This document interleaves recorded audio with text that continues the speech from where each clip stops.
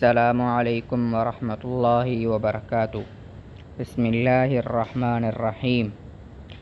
آج کے ہمارے سبق میں صرف مخارج کا بیان ہوگا، مخارج کے تعارف کے ساتھ مختصر سا تعارف آج ہم آپ کے سامنے ذکر کریں گے کہ عربی کے 29 حروف کے کون کون سے وہ جگہ ہیں، کون کون سی وہ مخارج ہیں جہاں سے وہ حروف ادا ہوتے ہیں۔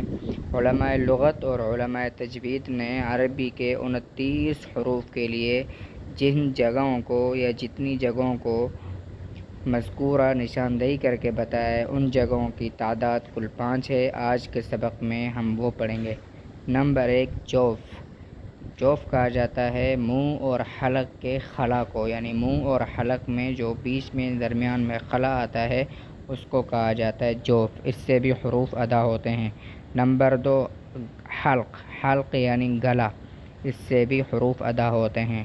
نمبر 3، زبان، یعنی زبان کے ذریعے سے بھی عربی زبان کے کچھ حروف ادا ہوتے ہیں۔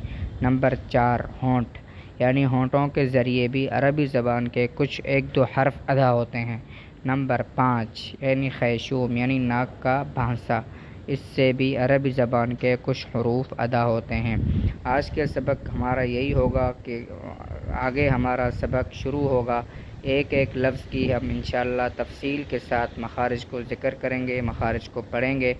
آج کے لیے ہم نے مختصر سا تعارف ذکر کیا ہے کہ مخارج ہیں ٹوٹل 29 حروف کے کتنی جگہ ہیں، کہاں کہاں سے حروف نکلتے ہیں، تو وہ 5 ہیں۔ نمبر 1 جوف، نمبر 2 حلق، نمبر 3 ہونٹ، نمبر 4 زبان، نمبر 5 خیشوم یعنی ناک کا بھانسا۔